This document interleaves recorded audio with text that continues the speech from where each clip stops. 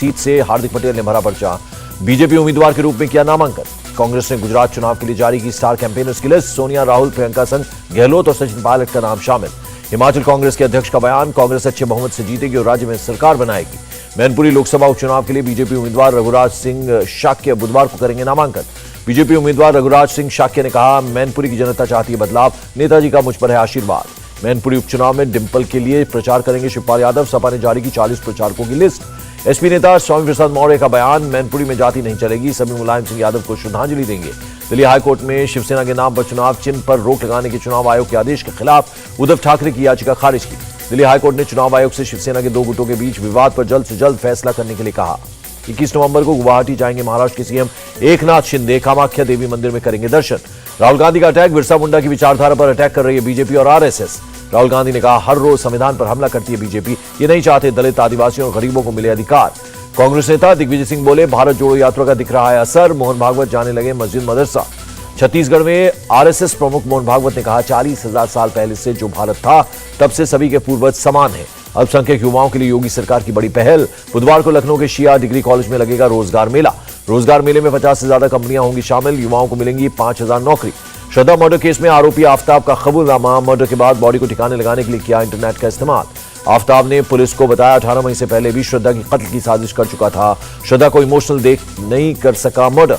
श्रद्धा murder पर केंद्रीय मंत्री गिरिराज सिंह ने कहा, देश में चल रहा है लव जिहाद का मिशन।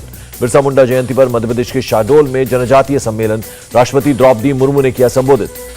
पेसा एक्ट लागू करने वाला 7वां राज्य बना मध्यप्रदेश। पेसा एक्ट आदिवासियों को जल, जंगल और जमीन का अधिकार देगा। राजनाथ सिंह का बयान, ताकतवर मुल्क अमेरिका में नहीं बल्कि भारत में लोगों को लग चुकी है कोरोना वैक्सीन की 2 से 3 डोज। ज्ञानवापी श्रृंगार गौरी मामले में ओवैसी और अखिलेश यादव पर मुकदमा दर्ज करने की याचिका हुई मंजूर।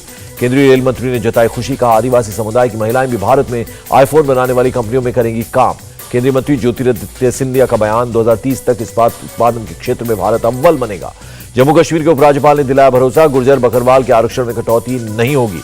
ब्रिज हादसे पर गुजरात हाईकोर्ट की मोरबी नगर निगम को फटकार, पूछा, पुल की मरम्मत के लिए टेंडर क्यों नहीं निकला। पश्चिम बंगाल की सीएम ममता बनर्जी की 2 टूक, अगर केंद्र ने बकाया नहीं चुकाया तो हम जीएसटी नहीं भरेंगे। छत्तीसगढ़ के सीएम का आरोप, केंद्र ने बिना बताए राज्य का पैसा लौटाने से इनकार किया। दार्जिलिंग विधायक नीरज तमांग ने गृहमंत्री अमित शाह को लिखा खत, गोरखा नेता सुभाष घिसिंग को पद्म पुरस्कार देने की अपील।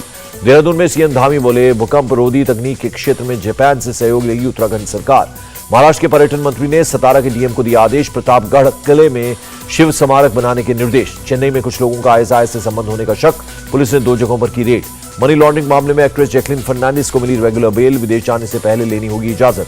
महाराष्ट्र के भिंड में बागेश्वर धाम में मची भगदड़, एक महिला की मौत, हादसे में कई लोग घायल। फर्जी कैंसर और जीवन रक्षक दवा बनाने के आरोप में 7 लोग गिरफ्तार, सोनीपत और गाजियाबाद में पकड़ी गई फैक्ट्री। दिल्ली के कृष्णानगर में पुलिस ने एक पिस्टल के साथ 2 लुटेरों को किया गिरफ्तार, एक लुटेरा फरार। हरियाणा की फतेहाबाद से हत्या के प्रयास में शामिल 7 आरोपी गिरफ्तार, 3 पिस्टल और 4 जिंदा कारतूस बरामद। रुपए में 17 पैसे की मामूली बढ़त, 1 अमेरिकी डॉलर की कीमत 81 रुपए 11 पैसे। तेजी के साथ बंद हुआ शेयर बाजार, सेंसेक्स 248 अंक चढ़कर 61,872 पर पहुंचा, निफ्टी 18,403 पर बंद। और अक्टूबर 2022 में भारत का कुल आयात बढ़कर 73 बिलियन अमेरिकी डॉलर हुआ, पिछले साल 65 बिलियन अमेरिकी डॉलर था।